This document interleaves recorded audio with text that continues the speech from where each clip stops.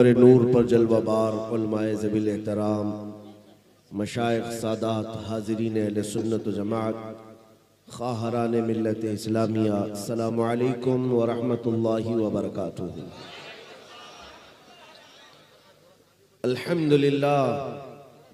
अल्हम्दुलिल्लाहिल हन्नानिल mannan अल्लज़ी ख़लक़ल इंसान व अल्लमहुल बयान वस्सलातु वस्सलामु अला रसूलिही सय्यिदिल इंसी वल जान व अला आलिही व अस्हाबिही ज़विल खैरि वल इहसान अम्मा बअद फ़अऊज़ु बिल्लाहि मिनश शैतानिर रजीम बिस्मिल्लाहिर रहमानिर रहीम अरअयत मन इत्तख़ज़ इलाहहु हवाह अफ़अन्त तकूनु अलैहि वकीला सदक़ल्लाहु मौलाना अज़ीम।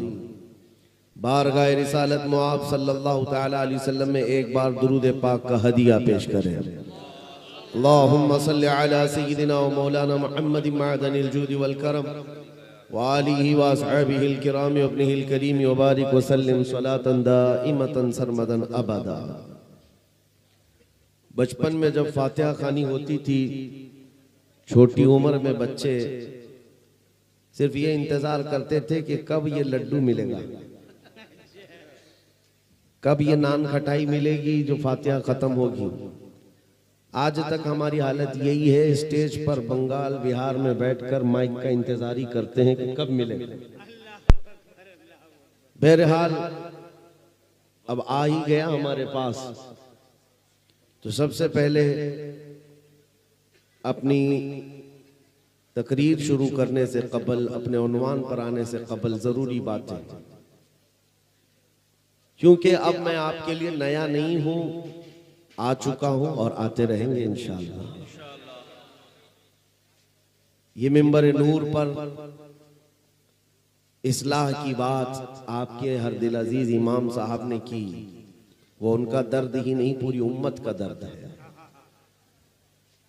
और हकीकत में इमाम वही है जो लोगों को अपने से नहीं जोड़ता बल्कि अल्लाह से जोड़ता है। मुर्शिद और पीर भी वही है जो अपनी दुकान नहीं चलाता, हुजूर का दीवाना बनाता। नबी पाक सल्लल्लाहु तआला अलैहि वसल्लम की बात और उनकी मोहब्बत सिखाता, वही असल पीर है। इसीलिए मिंबरों को इस चीज से पाक रखा जाए कि यहां कोई वाहियात और खुराफात हो। मेरे अजीजों, खास तौर पर ये एक रिवाज बन गया जिसको लेकर के आज जलसों को एक एंटरटेनमेंट का जरिया बना दिया गया है। जैसे लोग कुछ खेल कूद और तफरीह देखने के लिए जाते हैं, ऐसे ही जलसों में जाने लग गए कि वहां हंसी मजाक भी हो रही हो और वहां पर अलग अलग लतीफे सुनाए जा रहे हों। ये रसूलुल्लाह का मिंबर है मेरे अजीजों। यहां से बात वो करनी चाहिए कि सारी हंसी खुशी, हंसी खेल कूद मजाक मस्ती मर जाए, आंखें रोने लग जाए, अल्लाह की याद आए, हुजूर की मोहब्बत में बंदा तड़पने लग जाए, वरना तो फिर वो जलसा जलसा ही नहीं है। सबसे पहले मैं नात खान साहब को ये अर्ज करूंगा, बच्चे हैं, छोटे हैं, नाम भी आपका वासिफ है, और वासिफ का मतलब ही होता है तारीफ करने वाला। लेकिन इस नाम की लाज रखो कि ये तारीफ करने वाला दुनिया वालों की नहीं, सिर्फ मदीने वाले की। ताजदारे मदीना की तारीफ करने वाला हो तो तुम्हें वासिफ ही कहा जाए। आला हजरत को देखो, बारगाह इश्क में पहुंचो।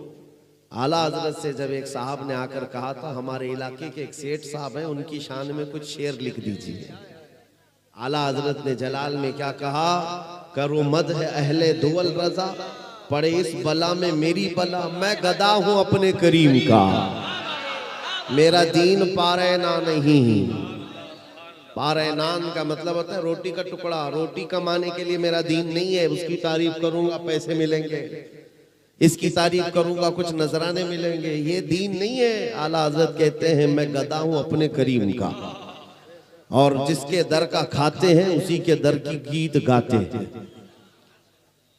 मैं अपनी तारीफ कतान पसंद नहीं करता, स्टेजों पर अक्सर ये कहता भी हूं, हमारी शान में कोई नज्म या अशार ये इतने लंबे चौड़े कुलाबे मिलाने से बेहतर है कि उतनी देर हुजूर की तारीफ हो जाए। नबी पाक सल्लल्लाहु ताला अलैहि वसल्लम की तारीफ में हर लफ्ज पर आपको सवाब है, हर हर्फ पर आपको सवाब है। और होता यह है कि कुरान कहता है वशुअराउ यत्तबिउहुमुल गावून, बहुत सारे शायर जो है वो एक बड़ी खाई में गिरने वाले लोग हैं। हाँ, गुमराही की पैरवी करने वाले लोग हो जाते हैं, लेकिन नाते रसूल पढ़ने वालों के लिए नहीं है। शेर व शायरी करने वाले, हाँ, अगर दुनियादारी में वो मुलव्विस हो गए तो वो गुमराही की तरफ चले जाते हैं। मैं इस्लाहन ये बात अर्ज कर रहा हूं कि कभी कभार किसी की तारीफ करते करते शायर फिसल जाता है और क्या कहता है उसे अंदाजा नहीं होता। वो सिर्फ लोगों की वाह बटोरने के लिए या महफिल को गर्म करने के लिए कुछ हॉट वर्ड्स इस्तेमाल करता है, बहुत, जिससे लोगों में जोश आए, लेकिन उसे यह अंदाजा नहीं होता कि इससे मेरे ईमान का क्या होने जाने वाला है। उन्होंने अभी शेर में ये कहा, इस्लाम के सलीब है सलमान अजहरी। मुआज़ल्लाह रब्बिल आलमीन, सलीब और इस्लाम दो अपोजिट चीजें हैं। सलीब जो क्रिश्चियन लोग मार्क लगाते हैं जिसके ऊपर क्रॉस का निशान होता है, सलीब जिस पर फांसी दी गई उनके अकीदे के एतबार से, और उनके लिए सलीब मुकद्दस है, वो हर गले में पहनते हैं।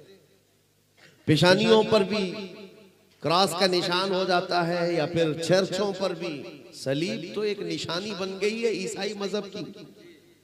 तो इस्लाम और सलीब एक दो अपोजिट चीजें हैं। कहां से आप किस चीज को जोड़ रहे हो? इस्लाम में सलीब आया ही कहां?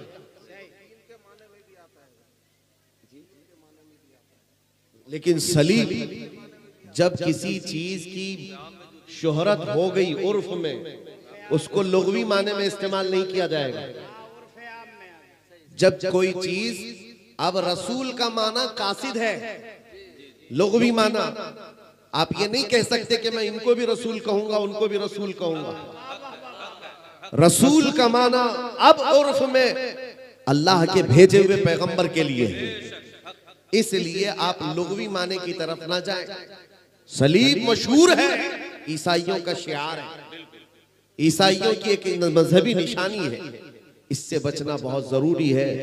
मैं बरात का इजहार करता हूं, बाकी उलमा इकराम अगर इससे मुत्तफिक हैं, वो इस शेर को सही माने पर समझते हैं तो ये उनका मसला है, लेकिन मैं यहाँ पर जिम्मेदारी के साथ बरात का इजहार करता हूँ। अस्तगफिरुल्लाह रब्बी मिन कुल्लि ज़ंबिन व अतूबु इलैह।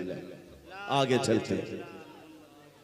चलते मेरे अजीजों, ये बहुत जरूरी चीज है कि मिंबरों पर जब शख्सियत परस्ती ना हो तो इंशाअल्लाह ये हर चीज के लिए पाक हो जाएगा, हर चीज के लिए। हुजूर पाक सल्लल्लाहु ताला अलैहि वसल्लम की बात, बादशाह की बात की जाए, वजीरों की जरूरत नहीं आती। बाकी सब चीजें जो कुछ भी है कायनात में वो रसूलुल्लाह के बाद। इकबाल ने कहा है, आबरूए मां ज़नाम मुस्तफास्त, हम सब की इज्जत और आबरू हुजूर के नाम से है। वो जो न थे तो कुछ न था, और वो जो न हो तो जान है वो जहान की, और जान है तो जहान है। नबी पाक सल्लल्लाहु ताला अलैहि वसल्लम की बात करने में मेरे अजीजों वक्त ही कम है, हम क्या तारीफ करें, लेकिन रज़ा ने खत में सुखन इस पे कर दिया, खालिक का बंदा खल्क का आका कहूं तुझे, कह लेगी सब कुछ उनके सना खान की खामोशी, चुप हो रहा हूं ये कह कह के मैं क्या क्या कहूं तुझे, हैरान हूं मेरे शाह मैं क्या क्या कहूं तुझे। हुजूर की तारीफ करने वाले जो जिंदगी भर तारीफ करते रहे, जिंदगी भर हुजूर पाक की तारीफ करते रहे, तब भी वो आखिर जमाने में ये शिकायत करते रहे, या रसूल अल्लाह तेरे औसाफ के बाबों में से एक बाब भी नहीं हो सका, एक बाब भी मुकम्मल ना हो सका। जुबानें सूख गई और कलम टूट गए, तेरे औसाफ में एक बाप मुकम्मल न हो सका। ला युमकिनु सनाउ कमा कान हक़्क़ु बादस खुदा बुजुर्ग तुई किस्सा मुख्तसर। इसीलिए मेरे अजीजों, हमारे पास जो वक्त है, मैं मिस्र में मेरे पढ़ने के जमाने में एक मस्जिद के खतीब थे, पैदाइशी नाबीना है, पैदाइशी नाबीना है, खुतबा दिया करते थे। नमाज एक बड़े मुर्शिद हैं, वो पढ़ाते थे। वो एक सिलसिला है वहां पर, मशहूर व मारूफ सिलसिला है। उनके पीरो मुर्शिद भी जाहिर नहीं होते, वो आवाम में ही रहते। उनका एक तरीका है। उनके यहाँ जुमा के लिए मैं जाया करता कभी कभार।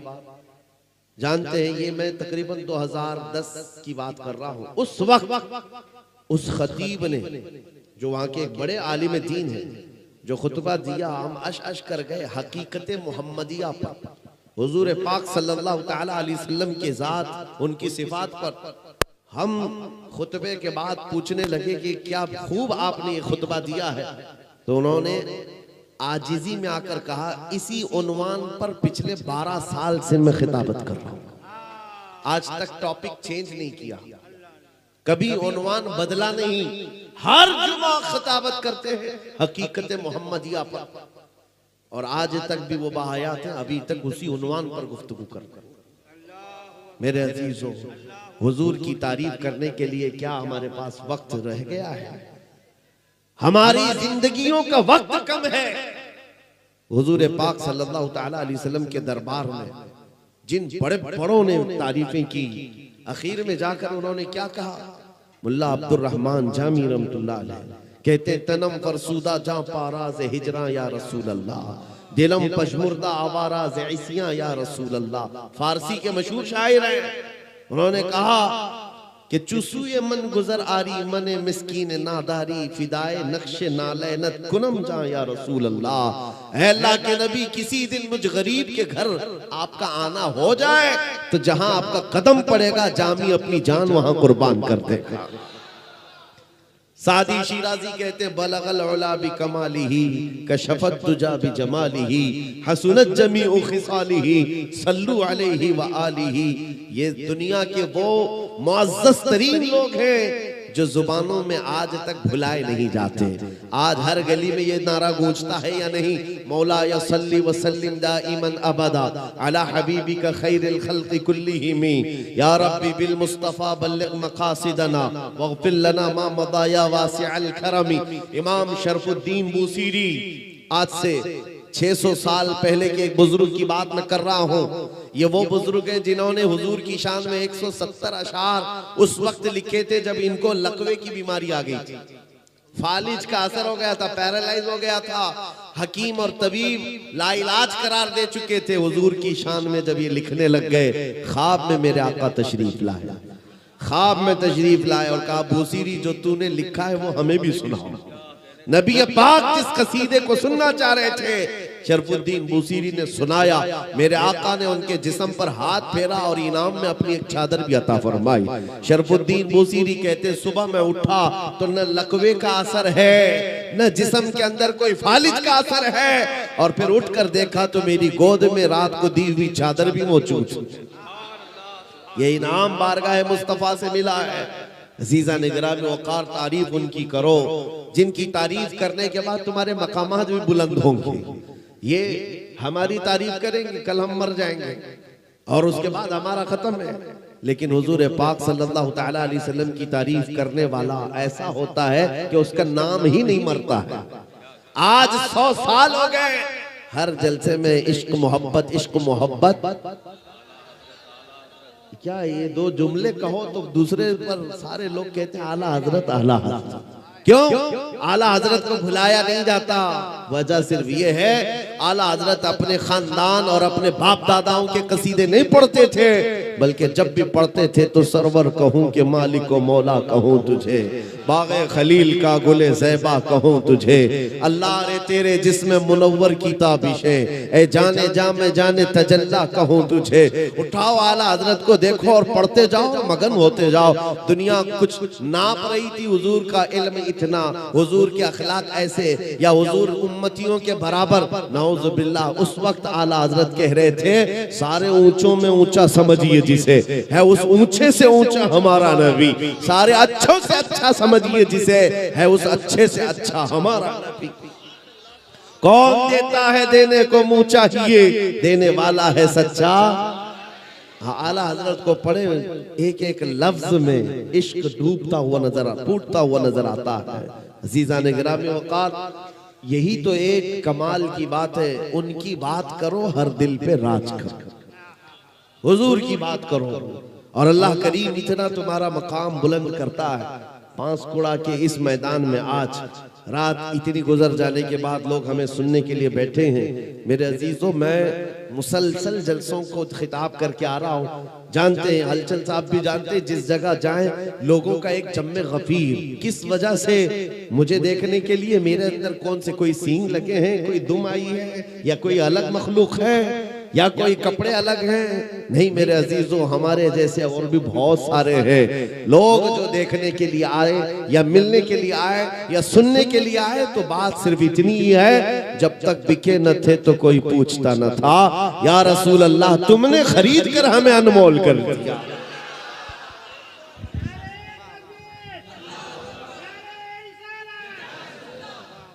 बात सिर्फ यही है, हुजूर के दरबार की नौकरी करो, अल्लाह इज्जतें अता करता है, अल्लाह मकामात में बुलंदियां अता करता है। आए मेरे अजीजों, मैंने कुरान की एक आयत तिलावत की, उस पर मैं गुफ्तगू करता हूँ। रब ताला फरमाता है, अरअयत मन इत्तखज़ इलाहहु हवा। ऐ महबूब, आपने देखा कुछ लोगों को जिन्होंने अपनी ख्वाहिशात को अपना खुदा बना लिया है, अपनी ख्वाहिशात को अपना माबूद बना लिया है। जैसी उनकी मर्जी वैसे जीना चाहते हैं।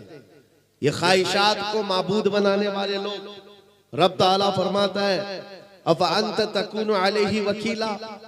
ऐ रसूल, क्या आप ऐसों की सिफारिश करेंगे, ऐसों की सिफारिश लाएंगे, वकील बनेंगे? अम तहसबु अन्ना अक्सरहुम यस्मऊन व याक़िलून इनहुम इल्ला कल अनआम बल हुम अदल। कुरान कहता है कि ये लोग, ऐसा लगता है कि सुनते हैं देखते हैं, नहीं बल्कि ये जानवरों की तरह है, उससे भी ज्यादा गए गुजरे। कुरान किन के बारे में कह रहा है? जिन्होंने अपनी ख्वाहिशात को माबूद बनाया, अपनी ख्वाहिशात। मेरे अजीजों, इस्लाम इसी चीज की नफी करता है। तुम यहां पर जीने के लिए जमीन पर आए तो कभी ये जुमला नहीं कहना, मेरी लाइफ है, मेरी चॉइस है, मुझे जैसा जीना है मैं फैसला करूंगा। नहीं, इस रुए जमीन पर जीना है तो अल्लाह की मर्जी से, इस रुए जमीन पर जीना है तो हुजूर की मर्जी से। अपनी ख्वाहिशात को जब तक हुजूर के कदमों पर कुर्बान नहीं करते तुम मोमिन हो ही नहीं सकते। ला युमिनु अहदुकुम हत्ता यकूना हवा तबअन लिमा जिअतु बिही। हदीस पाक है, हुजूर सल्लल्लाहु अलैहि वसल्लम फरमाते हैं, तुम में से उस वक्त तक कोई मुकम्मल मोमिन नहीं हो सकता जब तक वो अपनी ख्वाहिशात मेरे लाए हुए दीन के मुवाफिक नहीं कर देता। तुम्हें हुजूर पाक सल्लल्लाहु ताला अलैहि वसल्लम की मर्जी के मुताबिक जीना होगा। एक चीज मैं आपको बताऊं, ये मेरी चादर है, मैं इसको 4 इस तरह फोल्ड करके पहनूं, 2 मरतबा फोल्ड करके पहनूं, मेरा इख्तियार है, या इसको मैं टुकड़े करके पहनूं, ये मेरा इख्तियार है। जिसकी जो चीज होती है उसका इख्तियार होता है। आपका मोबाइल है, आप इस वक्त उठा करके मैसेज देखें कि कॉल करें कि कोई भी चीज देखें, आपका इख्तियार है। आपकी चीज पर आपका इख्तियार होता है। लेकिन आपने कभी ये सुना है कि नहीं सुना, सुसाइड करना इस्लाम में जायज है? यानी आत्महत्या करना, खुदकुशी करना इस्लाम में इसकी इजाजत है? नहीं है, बल्कि हदीस में सीधा जहन्नम में जाएगा जिसने सुसाइड किया। अब सोचो मेरे अजीजों, जान तुम्हारी है, तुम अपनी मर्जी से जब जी सकते हो तो अपनी मर्जी से मर क्यों नहीं सकते? अपनी मर्जी से आदमी मर क्यों नहीं सकता? खुद को मार क्यों नहीं सकता? खुद को फांसी पर लटका क्यों नहीं सकता? अपनी मर्जी से मरना तुम्हारे लिए इस्लाम में इसकी इजाजत है ही नहीं। वजह क्या है? वही फार्मूला है, वही फार्मूला है। अपनी चीज हो तो इस्तेमाल करने की इजाजत है। जान तुम्हारी खुद की होती तो तुम जान ले सकते, जान के मालिक तुम नहीं हो, इसलिए तुम अपने हाथों से जान नहीं ले सकते। जान के मालिक मालिक रिकाबिल उमम ताजदार मदीना की जात रसूल करीम सल्लल्लाहु तआला अलैहि वसल्लम की मर्जी के मुताबिक तुम्हें जीना, और अल्लाह करीम तुम्हारी जानों का इस तरह से बह जाने को या खत्म करने को कभी हरगिज इजाजत नहीं देता। अजीजा ने गिरामी, ये जुमला फिर कभी नहीं कहना कि मुझे मेरी मर्जी से जीने दो। जैसे आज इस तरक्की याफ्ता दौर में औरतों को भड़काया जाता है, पाकिस्तान जैसे मुल्क में सुनने को एक अच्छा लगता है, लोग बहुत सारे मुसलमान हैं, ऐसे हैं वैसे हैं, लेकिन जानते हो कई औरतें सड़कों पर वहां बैनर लेकर के निकलती हैं कि मेरा जिस्म मेरी मर्जी। नाउजुबिल्लाह मिन ज़ालिक, यानी औरतों को ये वर्गलाया गया, उनको सड़कों पर लाया गया है। तुम चार दीवारी के अंदर बैठने वाली औरत क्यों बनती हो? निकलो बाहर। जैसे तुम्हारे मर्द अपनी मर्जी से जीते, तुम भी जियो। तो औरतें भड़क गई और कहने लग गई, हाँ सही कह रहे हो, इस्लाम ने तो हमको चार दीवारी में कैद करके रखा है, मुसलमानों ने बंद करके रखा है, मेरा जिस्म मेरी मर्जी। यानी एक औरत चाहे जितने उनके पास जाए वो अपनी मर्जी के मुताबिक जीना चाहती। मेरे अजीजों, अगर तुमको अपनी मर्जी से ही जीना है तो तुम्हारा इस्लाम से क्या ताल्लुक है? इस्लाम से क्या ताल्लुक है? इसीलिए मैं आपसे कहता हूं, ख्वाहिशात को कत्ल करो, ख्वाहिशात को मार दो, तब तुम मकामात को देखोगे, ईमान की लज्जत पाओगे। अभी आप जलसे के मुतालिक सुन रहे थे, मैं आपको इस बात का फिर खुसूसियत के साथ, वजाहत के साथ ये ऐलान करता हूं, ऐसे हजार जलसे फज्र की एक रकात के बराबर नहीं हो सकते। क्यों? इसमें तुम तो आए हो रात जागने के हिसाब से, खा रहे हैं, पी रहे हैं, देख रहे हैं, उठ रहे हैं, बैठ रहे हैं। फजर में उठना अपनी मर्जी के खिलाफ होता है, अपनी ख्वाहिश के खिलाफ करना पड़ता है। ठंडियों का वक्त है, बिस्तर गर्म लगता है, नींद अच्छी आती है, इन सब को छोड़ करके उठना अपनी ख्वाहिश के खिलाफ करना होता है। और यही काम जो करता है उसे एक जिहाद का सवाब भी मिलता है, उसको जिहाद का सवाब है। लेकिन यहां पर भी आज हालात यही है कि जो हमारे मन में आए, हमारी तबीयत में आए, उसको हम अमल करना चाहते हैं। नौजवान दाढ़ी क्यों नहीं रखते? इसलिए कि तुम्हारी ख्वाहिश के खिलाफ है ये बात।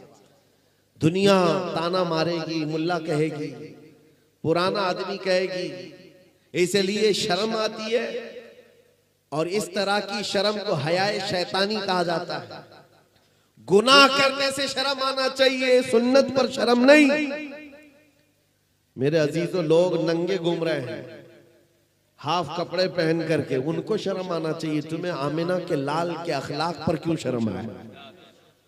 तुम्हें शर्म नहीं आनी चाहिए। लेकिन अपनी ख्वाहिशात के खिलाफ जब काम करोगे तो तुम्हारे लिए जन्नत के हर दरवाजे खोल दिए जाते हैं। मेरे आका सल्लल्लाहु अलैहि वसल्लम की हदीस है, मन तमस्सक बिसुन्नती इंद फसाद उम्मती फलहु अजरु मिअति शहीद। ऐसा जमाना जब आ जाए मेरी उम्मत पर कि जब फसाद हो, फसाद का मतलब यह है कि लोग इस्लाम को हल्के में लेने लग गए हों, उस वक्त तुम हुजूर की एक सुन्नत को जिंदा करोगे, अल्लाह तुम्हें 100 शहीदों का सवाब अता करेगा। आज इस चीज की जरूरत है। नौजवान, जलसे करके तुम नारे लगा करके अगर एंटरटेनमेंट का जरिया समझते हो तो ये फजूल है, न करो इस चीज को, न करो। हाँ, अगर इनकलाब लाना है तो अहद करके उठो कि मुझे हुजूर के अखलाक पर जीना, मुझे हुजूर की सुन्नतों पर जीना है। दुनिया क्या कहती है मुझे उससे क्या सरोकार। मैं कब्र में जाऊंगा तो दुनिया को मुंह नहीं दिखाऊंगा, ताजदार मदीना को दिखाना, हुजूर क्या सामना करना है। अकीदा है कि नहीं तुम्हारा? कब्र में हुजूर तशरीफ लाएंगे, अकीदा है। और हश्र में हुजूर की शफाअत होगी, अकीदा है। नबी अब्बाक सल्लल्लाहु ताला अलैहि वसल्लम के बे उनके वास्ते खुदा कुछ अता करे, हाशा, गलत ये हवस बेबसर की है। हुजूर को छोड़ करके कुछ होगा नहीं, बखुदा खुदा का यही है दर्द, नहीं और कोई मफर मकर। जो वहां से हो यहीं आके हो, जो यहाँ नहीं तो वहां नहीं। हुजूर अकरम सल्लल्लाहु ताला अलैहि वसल्लम को जब मुंह दिखाना है तो फिर उनके अखलाक के पीछे क्यों ना चले। जीज़ान गिरामी वक़ार, जिन्होंने अपनी ख्वाहिशात को खत्म किया, उनकी चंद मिसालें मैं आपके सामने रखूं।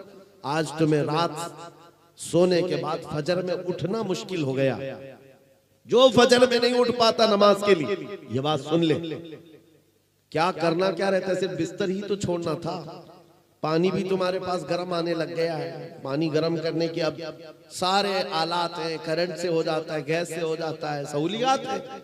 उसके बावजूद तुम्हारी तबीयत के अंदर काहिली ऐसी, सुस्ती ऐसी कि ये सोचते हैं कि ये बहुत बड़ा डिफिकल्ट काम है, मशक्कत वाला काम है। मदीने के उस नौजवान को देखो, आज शादी हुई है, दुल्हन को अपने घर लेकर आया है, सुहागरात है, दूल्हे के लिए ये जिंदगी की सबसे खूबसूरत रात कही जाती है, उसके लिए शबे विसाल क्या क्या अल्फाज कहे जाते हैं। बिस्तर पर अपनी शरीक हयात अपनी बीवी के साथ आराम कर रहा है आज का दूल्हा, और रात को मदीने की गलियों में यह आवाज आने लगी, या अय्युहल मुस्लिमून क़ाला रसूलुल्लाह सल्लल्लाहु अलैहि वसल्लम इज़हबू इलल जिहाद फी मरदातिल्लाहि तआला। ऐ मुसलमानों, अल्लाह के नबी ने फरमाया है जिहाद में निकलो अल्लाह की रजा के लिए। मुशरिकीन मदीने पर हमला करने के लिए आ चुके हैं, अल्लाह के नबी सहाबा के साथ मदीने से निकल चुके हैं।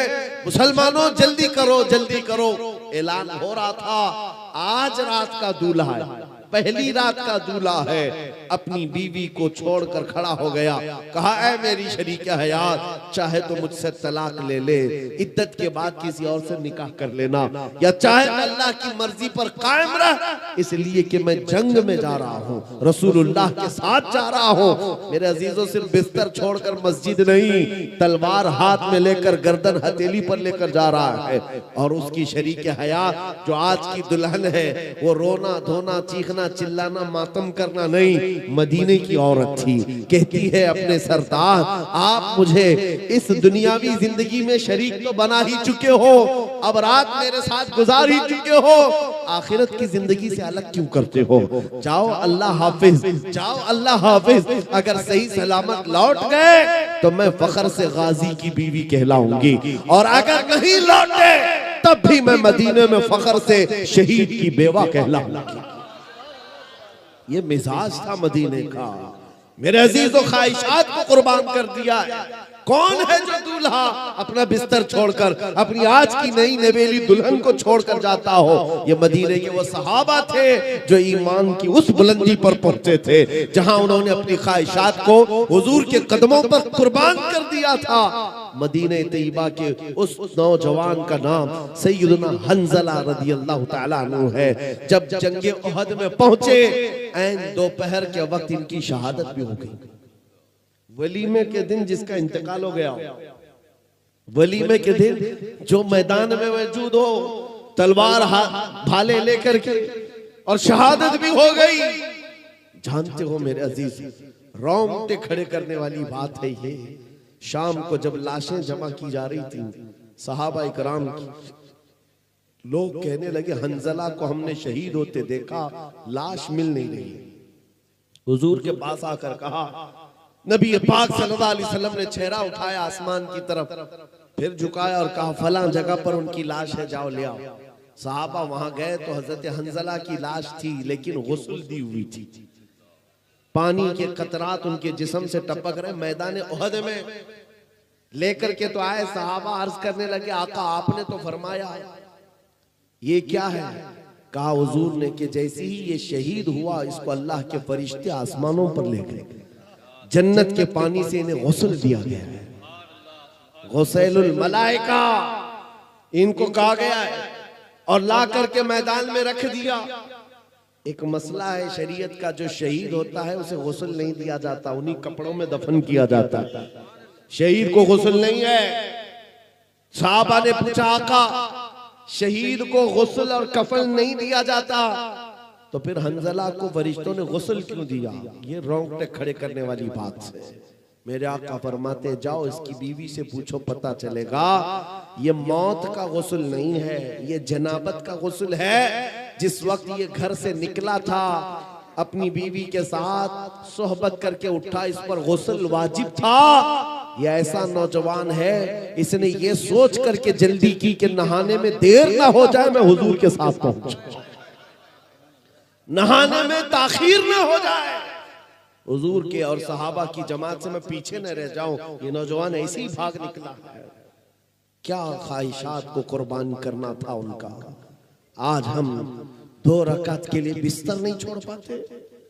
आज हम अपने बिस्तर से ऐसे चिमटे हुए हैं, ना तुम्हें कोई जंग में बुला रहा है, ना कोई तुम्हें तलवार और भाले लेकर बुला रहा है। मुअज्जिन तो सिर्फ अल्लाह का नाम पुकार रहा होता है, आ जाओ आ जाओ अल्लाह की बारगाह में सर झुका लो। लेकिन खर्राटे लिए हुए सब महवे ख्वाब हैं। अजीजा ने गिरामी वक़ार, अब भी अगर हमारी नींदों पर फर्क नहीं आया तो सुनो, जगह जगह के थक चुके हैं तुम्हें ये हंगामे। नशाते लज्जते ख्वाबे गिराम बदल डालो, गलत रवि से मनाजिल का बोध बढ़ता है। मुसाफिरों रविशे कारवां बदल डालो। अगर चलने का तरीका यही रहा तो रोज ये आतंकी नाच नाच करके तुम्हें चिढ़ाएंगे। रोज एक नया झमेला लाया जाएगा और एक नया मजाक उड़ाया जाएगा। देख रहे हैं हम, कभी मस्जिदों, कभी खानकाहों, कभी माबदों और कभी इमामों की दाढ़ियों से खेलना, उनकी पगड़ियों से खेलना। आज के आतंकी क्या ये सब नहीं कर रहे? वजह सिर्फ यही है, हुजूर पाक सल्लल्लाहु ताला अलैहि वसल्लम से जितनी दूर भागते जाओगे ये ठोकरों पर हमें नचाते रह जाएंगे। आ जाओ उस रास्ते पर जहां रसूल पाक ने अपने सहाबा को छोड़ा था, उस जगह पहुंच जाओ। लोग कहते हैं कि कहां आप बुला रहे हैं, आगे बढ़ना है कि पीछे जाना है? मैं कहता हूं आगे नहीं, पीछे चलो, पीछे चलो। दुनिया पुकार रही है और कह रही है आगे आ जाओ, आगे आ जाओ। मैं कहता हूं पीछे चले जाओ, पीछे चले जाओ। कितना पीछे? इतना पीछे जहां खालिद बिन वलीद की तलवार की झनकार सुनाई देने लग जाए। इतना पीछे चले जाओ हैदर कर्रार की गूंजती हुई आवाज सुनाई देने लग जाए। इतना पीछे चले जाओ उमर इब्ने खत्ताब की गरजदार आवाज सुनाई देने लग जाए। इतना पीछे चले जाओ मस्जिद नबवी से रसूलुल्लाह की आवाज आने लग जाए। उसके बाद फिर देखना इन कीड़ों का हाल ये होगा कि बात करना तो दूर, नजर उठाकर तुमसे मिलाना मुश्किल होगा। क्योंकि मशहूर है ये बात, दीवान गाने इश्क मोहम्मद को देखकर घबरा गई है गर्दिशे दौरा कभी कभी, घबरा गई है गर्दिशे दौरा कभी कभी। तुम अगर हुजूर पाक की वफादारी में निकलते तो यूरोप का वो समंदर भी रास्ते दे देता। मेरे अजीजों, पहाड़ों की चट्टानें हो, अफ्रीका के तपते हुए सहरा हो और यूरोप की कलीसाएं हैं, कौन सी ऐसी जगह है जहां से अल्लाहू अकबर की आवाज ना निकली? हर जगह से सदाए अल्लाहू अकबर गूंजती थी। हमारी ये तारीख है, हम जिस जगह पर गए हैं रब तबारक व तआला की इस सदा को आम करते रहे। लेकिन आज हालात ये है, आज हालात ये, तुम खुद मस्जिद में जाना नहीं चाहते और बाबरी मस्जिद की फतहयाबी के लिए, मस्जिद अक्सा की फतहयाबी के लिए दुआ कर रहे हो। जब तुम्हें नमाज ही नहीं पढ़ना है, नमाज ही नहीं पढ़ना है तो इन मस्जिदों का यह हाल होगा। मुझे अजीब लगता है, मस्जिद अक्सा के लिए लोग बड़े सीरियस हैं, दुआ हर जगह करते हैं। कहां बैठकर? जो मस्जिद में आते ही नहीं। तुम्हारे मोहल्ले की मस्जिद को आबाद नहीं कर सके, बैतुल मुकद्दस के लिए दुआ कैसे करते हो? मेरे अजीजों, कौल और फेल में तजाद तो नहीं होनी चाहिए, कौल और फेल में। और रही बात ये जो हालात आज पेश आए, वक्त आएगा इंशाअल्लाह, वक्त आएगा तुम देखो कि अंधेरा हमेशा नहीं रहता, उजाला आता है। रब तबारक व तआला का ये दस्तूर है कि अगर हम टूट फूट गए हैं, इससे भी बुरे हालात आए थे बगदाद में, एक भी मुसलमान रह नहीं गया था जो खुल करके बात कर सके। तातारियों के जमाने में, हलाकू के जमाने में ईंट से ईंट बजा डाली बगदाद की। लेकिन आज जाओ, क्या इस्लाम खत्म हो गया बगदाद में? अरे दरियाए दजला का पानी लाल कर दिया था मुसलमानों के खून से। पूरे बगदाद में घोड़े दौड़ते थे तो खून में उनकी टाप भीगी रहती थी। इतना खून बहाया था बगदाद की गलियों में। ये तो इससे ज्यादा सख्त हालात तारीख में आए हुए हैं, हमने देखा है। मियां करबला के मैदान से ज्यादा सख्त हालात कब आए होंगे?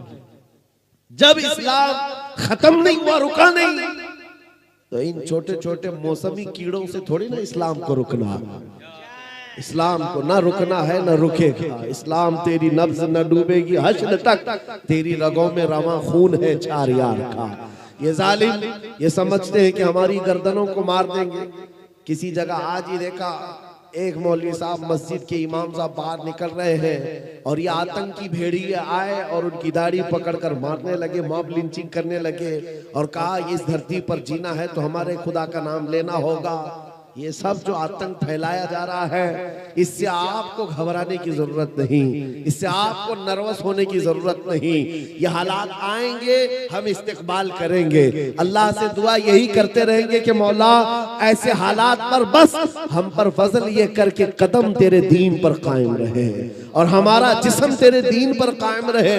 इन हालात से घबराने की जरूरत नहीं। न घबराओ मुसलमानों, अभी खुदा की शान बाकी है, अभी इस्लाम जिंदा है, अभी कुरान बाकी है। ये जालिम काफिर क्या समझते हैं जो रोज हमसे उलझते हैं, अभी तो करबला का आखिरी मैदान बाकी है। आप सबको इन हालात से नर्वस होकर जीने की जरूरत नहीं। बात इतनी है कि मैं उनकी तरफ बात नहीं कर रहा हूं, मुझे रहजनों से गरज नहीं, तेरी रहबरी का सवाल है। डाकुओं का काम है डाका मारना, चोरों का काम है चोरी करना, लेकिन आपसे हम पूछ रहे हैं तुम अपने घर में क्या कर रहे थे? तुम अपने घर में क्या कर रहे थे? चोर तो आएगा ही, डाकू तो डाका डालेगा ही, लेकिन तुम मुसलमान हो, अल्लाह ने तुम्हें एक बहुत बड़ी अमानत अता की है। तुम्हें अल्लाह तबारक व तआला ने अपने नबी पाक की वफादारी की अमानत दी है। तुम जब इस अमानत पर खुलकर नहीं उतर सके तो फिर तुम भी मुजरिम करार दिए जाओगे, तुम भी पकड़े जाओगे। आओ आज जैसे आपको अभी हलचल साहब कह रहे थे ना, इश्क हो तो इश्क का इजहार भी होना चाहिए, इश्क हो तो इश्क का इजहार भी होना चाहिए। छुपा हुआ इश्क, इसको बुज़दिली कहा जाता है। हाँ, छुपे छुपे मोहब्बत करने वाला बुज़दिल आदमी है। और हम किसी लैला से थोड़ी ना इश्क कर रहे हैं, हम कायनात के आका और मौला से इश्क करते हैं।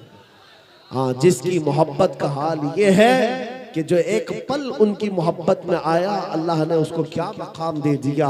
मैं आपको बताता हूँ, मदीने का एक नौजवान, माँ भी यहूदन है, बाप भी यहूदी है, और बेटा एक दिन मस्जिद नबवी के पास से गुजर रहा था, यहूदी लड़का है। हुजूर पाक को सहाबा के साथ बैठे हुए देखा और दिल दे बैठा और दरवाजे पर खड़ा रहा, देखता रह गया। वो हसीन महफिलें कैसी होंगी, सहाबा की अंजुमन लगी हो और गुलाब जैसी रंगत चमकती हुई मेरे आका की सूरत उसमें हो, और जब देखने वाला पलकें झपकाना भूल जाता था, उस यहूदी लड़के ने देखा और देखता रह गया। एक दिन नहीं, 2 दिन नहीं, 3 दिन नहीं, उसकी तो ये आदत सी बन गई, रोज चलते चलते दरवाजे पर खड़ा हो जाए और उस हसीन मुहनी रंगत को देखता रह जाए। मुख चंद बदर शाशानी है, माथे चमके लठ नूरानी है, काली आंख ते जुल्फ मस्तानी है, मखबूर आंखें हिन मद भरियां, उस सूरत नू मैं जान अखा की जान जहां अखा, सच अखा रब दी शान अखा, उस शान तुशाना सब नबियां। हुजूर पाक का हुस्न देखने वाले का हाल क्या होता था? हजरत जाबिर बिन समुरा कहते हैं, 14वीं का चांद निकला था, मैं घर से बाहर निकला और हुजूर अपने घर से बाहर आए। हुजूर सुर्ख जुब्बा पहने हुए थे। हजरत जाबिर कहते हैं, कभी मैं चांद को देखता और कभी हुजूर को देखता, कभी उधर देखता और कभी इधर देखता। हदीस में है, वो कहते हैं, मैं ये सोच रहा था कि चांद ज्यादा हसीन है कि आमिना का लाल ज्यादा हसीन। और उसके बाद इश्क ने फिर जवाब दिया, चांद से तशबीह देना ये भी क्या इंसाफ है, चांद में तो दाग है, हुजूर का चेहरा साफ। मेरे अजीजों, हुजूर का हुस्न देखने वाला वो नौजवान यहूदी लड़का, उसके बाप से जाकर मदीने वाले किसी और ने शिकायत कर दी कि तुम्हारा बेटा तो मोहम्मद को देखने लग गया है सल्लल्लाहु अलैहि वसल्लम, उनका दीवाना बन गया, रोजाना वहां जाकर खड़ा होता है। बाप कट्टर यहूदी था, कट्टर यहूदी।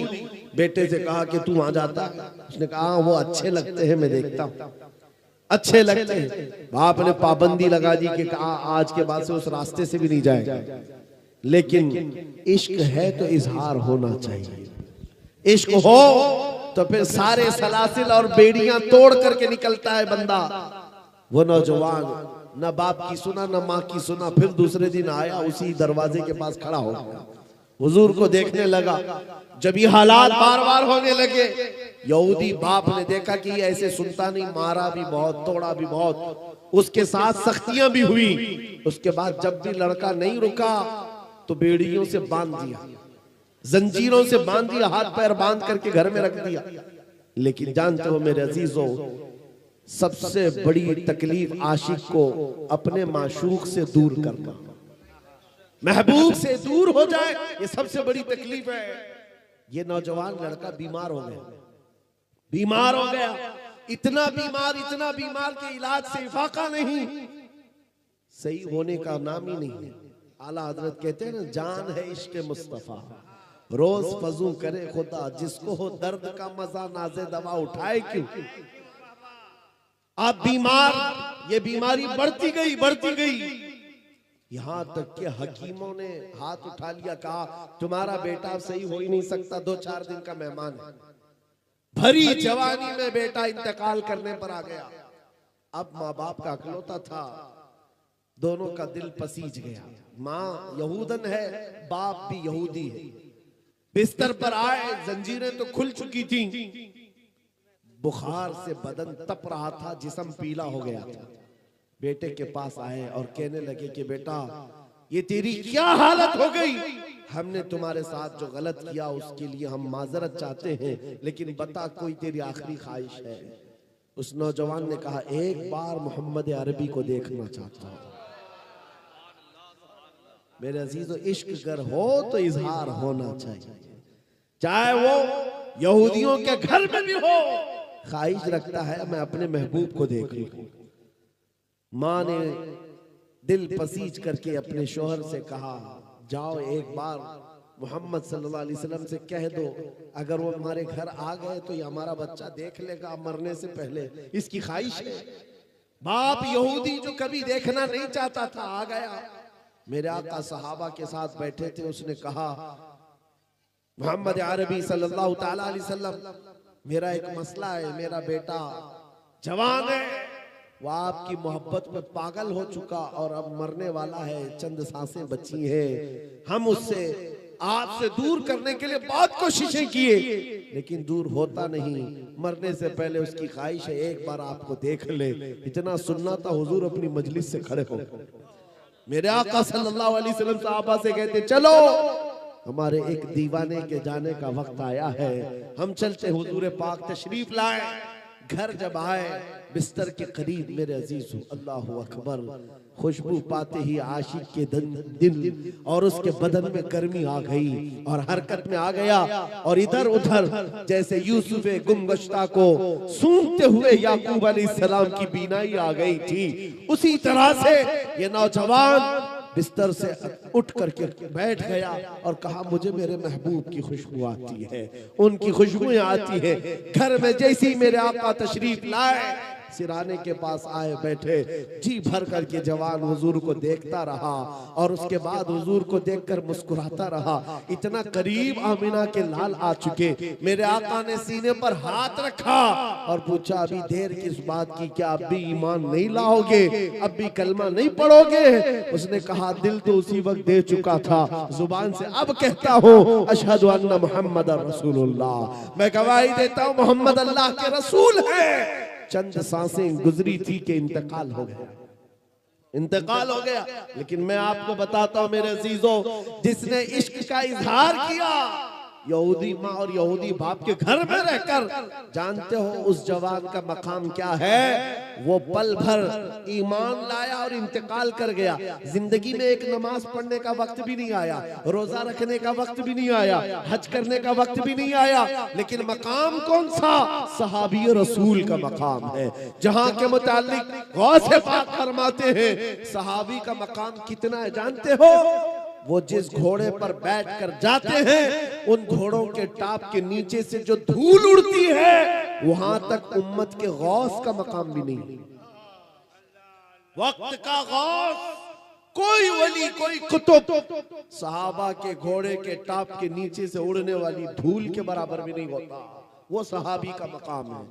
और वो सहाबी का मकाम कैसे पाया? बस दीदार रसूल है। हुजूर के दरबार में कुर्बानी, अपनी ख्वाहिशात खत्म कर दिया। माँ अलग चाहती थी, बाप अलग चाहता था, और दुनिया अलग चाहती थी। कौन क्या कहता है, इससे उस नौजवान को कोई सरोकार नहीं। हम रसूलुल्लाह के जन्नत रसूलुल्लाह। आज मैं तुम्हें ये दावत देता हूं, तुम इसकी उसकी सुन करके अपने आप को बदल लेते हो, अपने आप को बदलने लगते हो। चंद औबाशों के साथ तुम्हारी दोस्ती क्या हो गई? तुमने अपने कपड़े भी बदल लिए, टोपियां भी छुपा ली, दाढ़ियां भी छील कर गटर में डाल दिया। तुम्हें पता है तुम्हारी मौत के बाद जनाजे के साथ सिर्फ ये तुम्हारे कब्र तक आ सकते हैं, उसके बाद कोई कब्र में आने वाला नहीं है। तुम्हारी कब्र में कोई आएगा तो आमिना के लाल तशरीफ लाएंगे।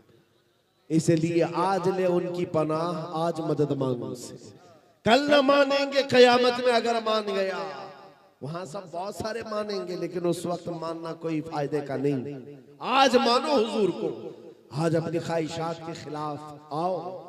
तुम्हारी ख्वाहिशात ये कहती हैं कि मुझे आराम करना है, सोना है। तुम्हारी ख्वाहिशात हराम का खाने की तरफ जाती है। छोड़ दो इन चीजों को, हुजूर की तरफ आओ। कितने नौजवान हैं आज इस जलसे से, या हमारी इस बात को जहां तक पहुंचे, इसको सुन करके ये अहद करें कि मैं कुछ गलत कामों में मसरूफ था, ये मेरी ख्वाहिशात थी, और जब जब ख्वाहिश होती मैं उस गलत काम की तरफ चला जाता। इसी को कुरान कहता है, जो अपनी ख्वाहिश को पूरी करने के चक्कर में चल पड़ता है, गोया कि वो अपनी ख्वाहिशात को माबूद बनाया हुआ है, अपनी ख्वाहिशात की पूजा करता है, इबादत करता है। यहां से निकल आओ। तुम्हारी अपनी ख्वाहिशात के मुताबिक नहीं जीना है। जीना है तो कैसे? ताजुश शरिया बदरुत तरीका मुर्शिद गिरामी जाने से पहले ये हमको सिखा करके गए हैं, जिंदगी ये नहीं है किसी के लिए, जिंदगी है नबी की, नबी के लिए। ना समझ मरते हैं जिंदगी के लिए, जीना मरना है सब कुछ नबी के लिए। जीना मरना है सब कुछ नबी के लिए। हुजूर की मोहब्बत में जियो और उनकी ख्वाहिशात के मुताबिक। अच्छा, यहाँ पर उलमा भी है, मुफ्तियान इकराम भी है। जहां जहां दारुल इफ्ता है, इनसे जाकर के पूछो, फतवे लिखते हैं ना, सवालात आते हैं इनके पास, फतवे लिखते हैं। इनसे पूछो सबसे ज्यादा फतवे किस चीज के आते हैं आपके पास, इस्तिफ्ता, और जवाब किस चीज का आप ज्यादा देते हैं? या आपको कहेंगे तलाक के मसले सबसे ज्यादा होते हैं, तलाक के, इद्दत के, निकाह के, खुला के, यही मसले सबसे ज्यादा दारुल इफ्ताओं में। मैं आपसे बताता हूं, ये उलमा, ये मुफ्तियान इकराम सिर्फ तलाक, इद्दत, खुला के लिए ही है। ऐ नौजवानों, कभी तुमने जाकर किसी आलिम से ये पूछा कि मैं अपने नबी से बहुत मोहब्बत करता हूं, मुझे ये तो बताएं हुजूर ने शादी कैसे फरमाई थी, हुजूर पाक सल्लल्लाहु अलैहि वसल्लम ने निकाह कैसे किया, मैं चाहता हूं वैसे निकाह करूं।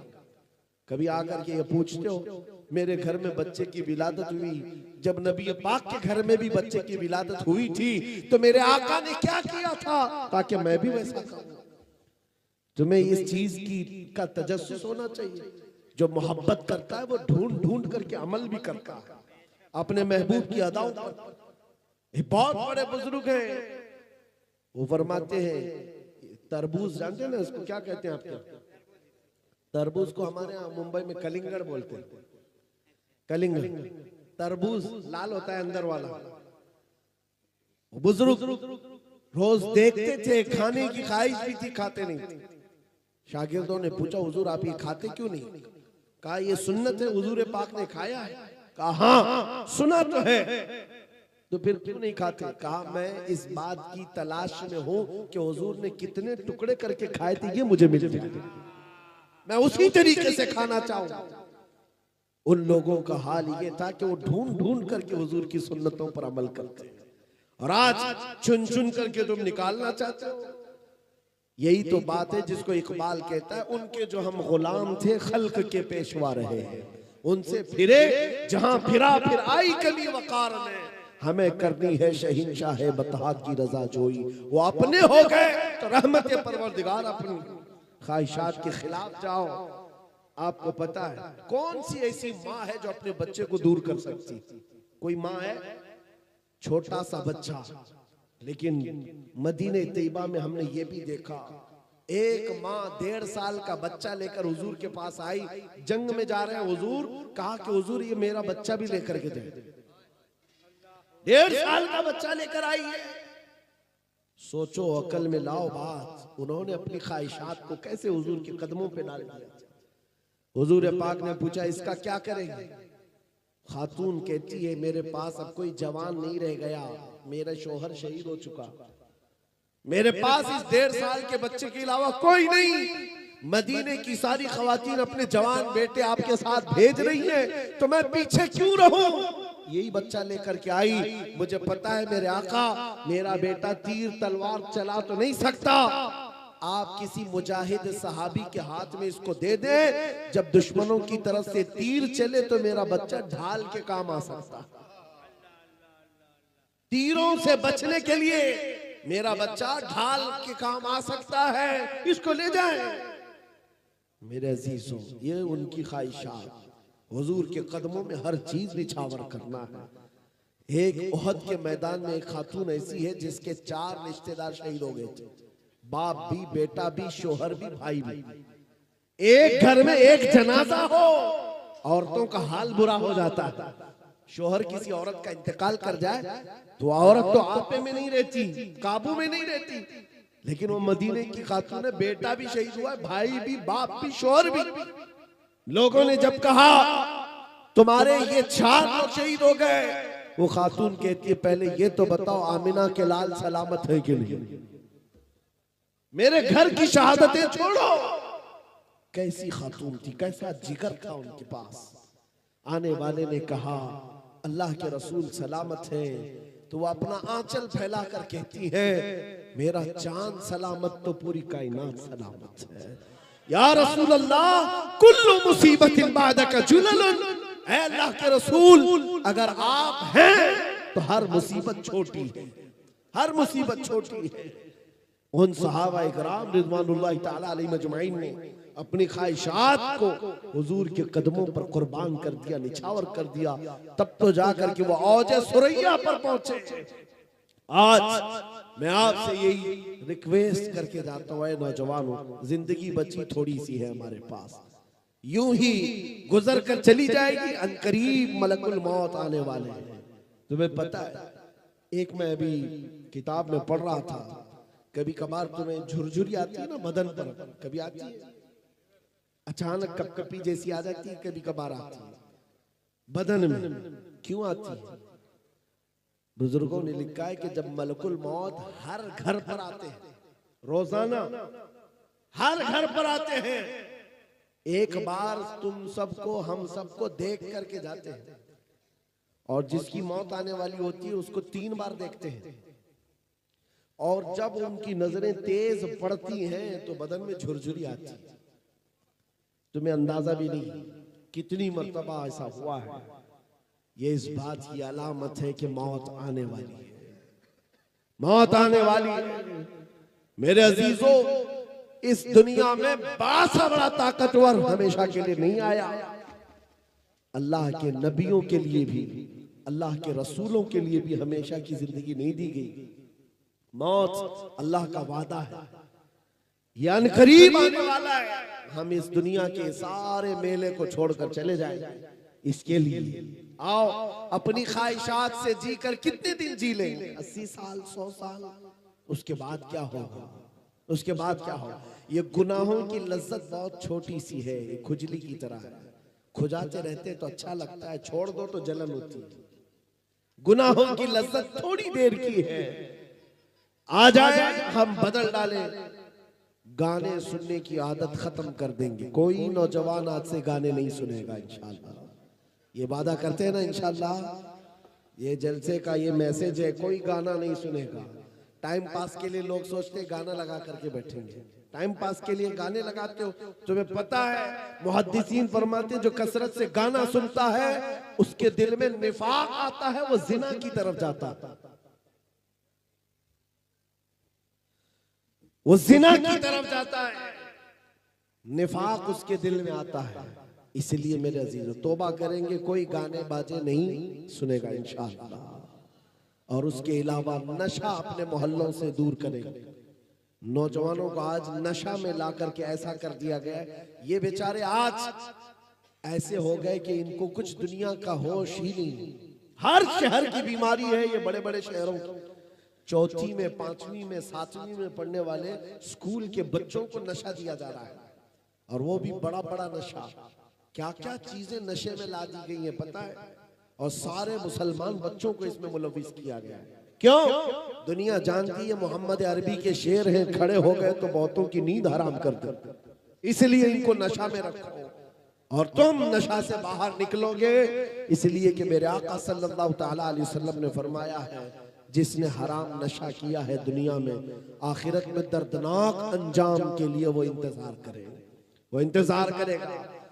शराबियों के लिए, नशा करने वालों के लिए बहुत दर्दनाक अज़ाब है। तौबा करेंगे। और कोई भी बच्चा बिगड़ा हुआ है, जा रहा है नशा के रास्ते पर, तो मारना तोड़ना हमारा काम नहीं, हाथ पकड़ो, सिर्फ उसको वास्ता दे दो गुंबद खजरा का, उसको वास्ता दो आमिना के लाल का, ताजदार मदीना की अगर राई के दाने के बराबर भी मोहब्बत रखता है, आ जाओ उस रास्ते से। और यहाँ इस रास्ते में जो लज्जत है वो तुझे दुनिया के नशे में नहीं मिल सकती। मुझे उम्मीद ही नहीं, यकीन है हुजूर के नाम पाक की बरकत से वो बच्चा भी सीधे रास्ते पर जरूर आएगा इंशाअल्लाह। हमें ये इनकलाब लाना है और हुजूर के कदमों पर अपनी ख्वाहिशात को कुर्बान करना है। आओ बारगाह रिसालत मुआब सल्लल्लाहु अलैहि वसल्लम में तौबा करते हुए, हुजूर को गवाह बनाते हुए हम भी वैसे ही पुकारते हैं जैसे बरेली के इमाम ने पुकारा था, या रसूल अल्लाह मैं मुजरिम हूँ आका, मुझे साथ ले लो कि रास्ते में है जा बजा थाने वाले, चमक तुझसे पाते हैं सब पाने वाले, मेरा दिल भी चमका दे, मेरा दिल भी चमका दे, मेरा दिल भी चमका दे। बरसता नहीं देख कर अब्र रहमत, हम बदों पर भी बरसा दे बरसाने वाले। और यह अहद करना अपनी मर्जी से नहीं जीना है, अपनी ख्वाहिशात से नहीं जीना है, बल्कि कैसे जीना है, या रसूल अल्लाह दहन में जुबान तुम्हारे लिए, बदन में है जान, हम आए यहाँ और उठे भी वहां, लब्बैक या रसूल अल्लाह, लब्बैक या रसूल अल्लाह, लब्बैक या रसूल अल्लाह। व आखिरु दावाना अल्हम्दुलिल्लाहि रब्बिल आलमीन।